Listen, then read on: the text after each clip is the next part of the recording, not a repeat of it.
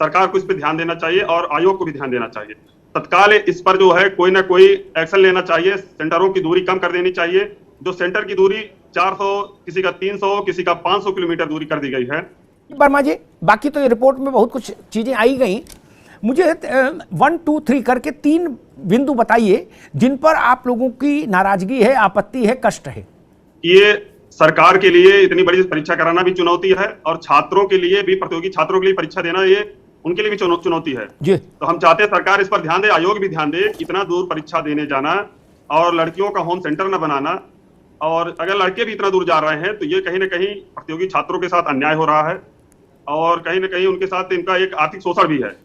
Chaudhary channel में आपका स्वागत है। आप लोग देख रहे हैं कि यूपीट्रिपल पैट का जो एग्ज़ाम है वो 15 और 16 अक्टूबर को निश्चित कर दिया गया है। उसके एडमिट कार्ड भी डाउनलोड होने स्टार्ट हो गए। तो मैं आपको बता दोस्तों कि बहुत ज़्यादा वीडियोस इस बात पे चर्चित हो रहे हैं कि जो एग्ज़ाम सेंटर बहुत दूर डाले गए हैं या फिर गर्ल्स के जो एग्ज़ाम सेंटर हैं वो काफ़ी दूर डाले गए हैं। तो उन पे बहसबाजी चल रही है, क्या एग्ज़ाम सेंटर चेंज होंगे, क्या कोई एग्ज़ाम सेंटर में बदलाव होगा। तो दोस्तों मैं आपको बता दूं कि अभी देखिए बहुत ही कम समय रह गया है, एडमिट कार्ड डाउनलोड होने स्टार्ट भी हो गए और आप लोगों का भी एडमिट कार्ड आ गया होगा। कमेंट करके बता सकते हैं आपका कितना डिस्टेंस है आपके लोकेशन से, कितना किलोमीटर आपका सेंटर पड़ा है। तो मुझे नहीं लगता कि अभी एग्ज़ाम सेंटर बदलेगा, क्योंकि एग्ज़ाम सेंटर बदलने में 30 लाख बच्चे हैं, 30 लाख बच्चों को दोबारा से मैनेजमेंट करना उचित नहीं होगा और ना ही ऐसा पॉसिबल हो रहा है, क्योंकि सब कुछ कंप्लीट सा हो गया है। एग्ज़ाम ही आपका बाकी है जो 15 और 16 तारीख को 4 शिफ्टों में कंप्लीट होगा।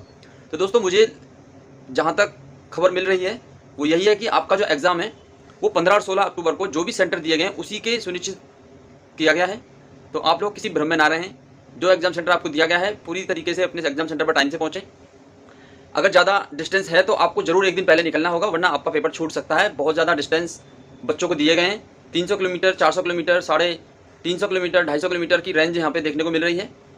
ये समझिए कि छात्रों के साथ उनका मानसिक शोषण भी है, आर्थिक शोषण भी है, और कहीं ना कहीं अगर जब इतना दूर छात्र जाएगा पेपर देने तो उसके लिए एक मानसिक तनाव की स्थिति उत्पन्न होगी। रजत यादव, मुझे समझाइए, ये जो पीईटी 2022 इम्तिहान हो रहा है इसके 3 बिंदु मुझे बताइए। 2000 रुपए फूक के पहले तो आपको जो आपका बस का किराया या ट्रेन का किराया उसको दीजिए, फिर वहां जाके, क्योंकि ऐसा नहीं होता है कि आप सुबह पेपर आपका 9 बजे है तो आप सुबह ही 7 बजे वहां पहुंच जाओगे। अगर मेरा पेपर गाजियाबाद में होगा और मैं गाजीपुर का रहने वाला हूं तो मैं कोशिश करूंगा कि एक रात पहले पहुंच जाऊं, और एक रात पहले पहुंचूंगा तो मेरे को किसी होटल में या कहीं रुक के किसी आश्रम में रुके काम चलाना पड़ेगा। उसके लिए मेरे को अलग पैसे देना पड़ेगा। मतलब बेरोजगारों से पहले तो आप फॉर्म भरने का, पेपर भरने का आप पैसा भरवाइए, उसके बाद फिर आप उससे बेरोजगार से जिसके पास 100 रुपए की कमाई का साधन नहीं है, जिसके घर खेती किसानी से जैसे तैसे चल पा रहा है उसके माँ बाप की कमाई से, आप उससे किराए का पैसा वसूलिए, फिर उसके बाद होटल में रुकवाने का उसका पैसा। और ये क्वालिफाइंग एग्जाम है,